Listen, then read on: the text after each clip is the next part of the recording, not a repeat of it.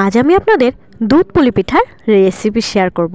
আসলে রসের দুধ পুলি পিঠার স্বাদে কিন্তু একদমই আলাদা। আসলে আমাদের গ্রাম অঞ্চলগুলোতে আমরা পিঠার ক্ষেত্রে সাধারণত খেজুরের গুড় অথবা রস দিয়েই বেশি তৈরি করে থাকি। চলুন তাহলে পিঠার রেসিপিগুলো কেমনভাবে তৈরি করলাম সেটাই দেখিয়ে দিই। দেখুন, প্রথমে একদম সকালবেলা রস এনে সেটা ছাঁকনি দিয়ে ছেঁকে নিয়েছি। এবার এটা আমি জালে বসিয়ে দেব। আসলে রস দিয়ে যদি দুধ পুলি পিঠে তৈরি করা হয় তার স্বাদ কিন্তু সম্পূর্ণই আলাদা হয়ে থাকে। দেখুন, আমি কিন্তু চুলার উপরে বসিয়ে দিয়েছি। এটাকে আমি একদম জাল করে নেব প্রায় 1 ঘন্টা। এবার অন্যদিকে আমি দুধ পুলি পিঠা বানাতে শুরু করে দেব। দেখুন, আমি চালের গুঁড়া তার মধ্যে পরিমাণ মতো লবণ দিয়ে সেটাকে গরম জল দিয়ে মেখে নেব। নিয়ে দেখুন আমি ডো করে নেব। ডো করে নিয়ে এর মধ্যে গোল গোল করে সন্দেশ নারকেলের পুর দিয়ে দেবো। আসলে আজকে নারকেল ছিল না, যার কারণে সন্দেশ দিয়েই পিঠেটা তৈরি করেছি। আসলে সন্দেশ দিয়ে পিঠে বা দুধ রস এই সব কিছুই কিন্তু আসলে পিঠার স্বাদটা অনেক বাড়িয়ে দেবে।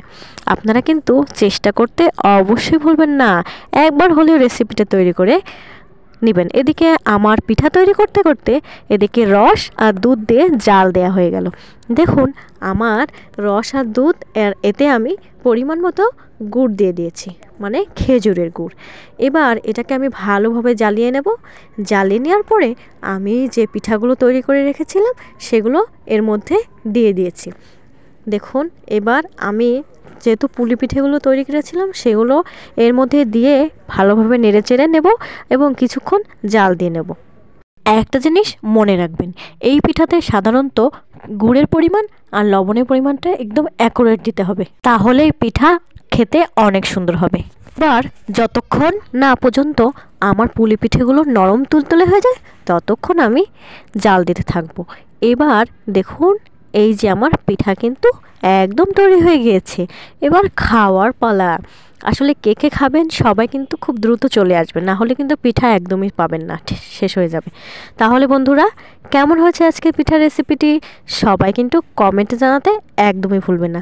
চাইলে আপনারাও আমাদের সঙ্গে অংশগ্রহণ করতে পারেন এমন এমন পিঠা খাওয়ার জন্য।